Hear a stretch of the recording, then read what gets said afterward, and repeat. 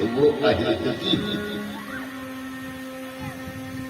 हमारे जीवन में किसी प्रकार का हेतु न हो, ये न समझ में आए, हेतु न है, मैंने ये न रहे।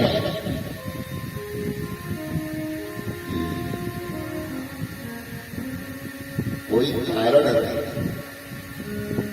अब वो कारण रहित सुंदर ये भगवान की यदि भक्ति हमारे जीवन में आ जाए, देखो भक्ति में भी ये एक सबसे बड़ा महत्वपूर्ण विषय है कि लोग ये सोचने लगते हैं कि हमारे जीवन में जब ज्ञान आ जाएगा, जब वैराग आ जाएगा, तब हम भक्ति कर लेंगे। पर ज्ञान और वैराग के चक्कर में नहीं पड़ना चाहिए। हमारे जीवन में एक कंपलसरी भक्ति ही है। जितने परसेंट हमारे जीवन में भक्ति आ जाएगी, उतने परसेंट हमारे जीवन में ज्ञान वैराग अपने आप आ जाएगा। यदि कोई ये बात करके चलेगा कि जब हम ज्ञान आ जाएगा, ज्ञान मिल जाएगा, तब हम भगवान की भक्ति करेंगे, जब विरक्ति हो जाएगी तब हम भगवान की भक्ति करेंगे, तो ये तो कहीं न कहीं पूर्व में पड़ जाएगा।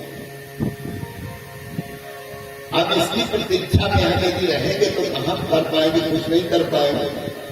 पर जितने परसेंट हमारे जीवन में क्या होगा कि ज्ञान वैराग होगा, उतने परसेंट हमारे जीवन में वो जितने परसेंट भक्ति होगी, उतने परसेंट जो है ज्ञान वैराग अपने आप आ जाएगा। और भक्ति में उन्होंने बड़ा सरल बताया कि बदंत तत्व पिता तत्व यज्ञान मत तत्व लोग, देखो तत्वदर्शी उसको बोलते हैं जिनको जगत तत्व, ईश्वर तत्व और जीव तत्व का समुचित ज्ञान है, उसे तत्व बोलते हैं। और ऐसे लोग जो है उन्होंने ये बताया कि भगवान का क्या करो कि जैसा तुम्हारा मन पड़े वही भगवान कहता है, कोई ब्रह्म कहता है, कोई परमात्मा कहता है। अब अपने से भी सोच लो कि हम राम कह लें, चाहे कृष्ण कह लें, चाहे दुर्गा कह लें, चाहे गणेश कह लें, ये भगवान के जो विविध रूप हैं, अनेक प्रकार के अनेक रूप हैं, अनेक नाम हैं, इनके सब केंद्र बिंदु जो है वही भगवान ही है, जरूरी नहीं है।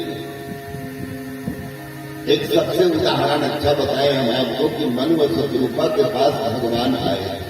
मन और शत्रुपा ने क्या किया कि जब तपस्या किया और तपस्या करने के बाद भगवान मन शत्रुपा के पास वरदान देने के लिए आए।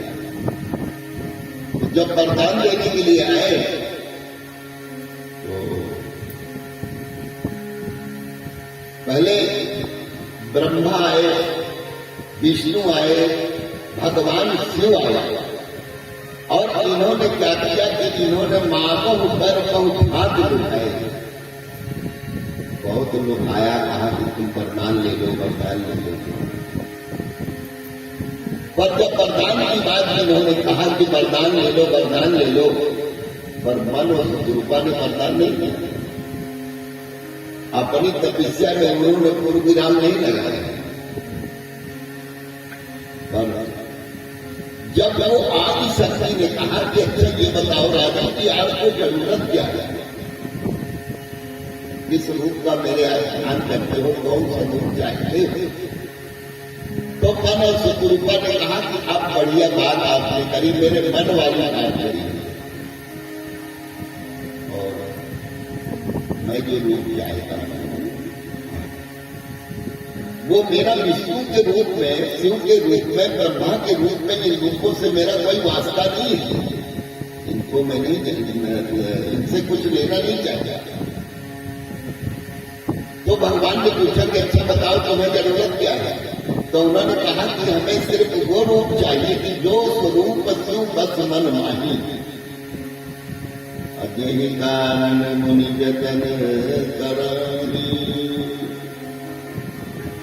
जो स्वरूप भगवान शिव के हृदय में निवास करता है और जिस स्वरूप के लिए ये ऋषि मुनि महात्मा यज्ञ करते हैं, प्रयास करते हैं प्राप्ति के लिए, अब वही रूप देखें हम स्वरूप भरि लोचन करो, कृपा करो प्रणतारिक लोचन। बस मनसुख रूपा ने कहा कि हमको वो रूप चाहिए। तो जैसे वो रूप की बात कही उन्होंने, तो भगवान ने क्या किया कि बस वही रूप बन के आ गए। अब आप लोगों को यह भी शंका होती होगी कि भाई हिंदू देवी देवताओं में 33 करोड़ देवता हैं और कितने देवता हैं, कोई ठिकाना है नहीं कितने देवता हैं। पर 33 करोड़ देवता इसलिए हो गए कि मानने वाले भी तो अलग है।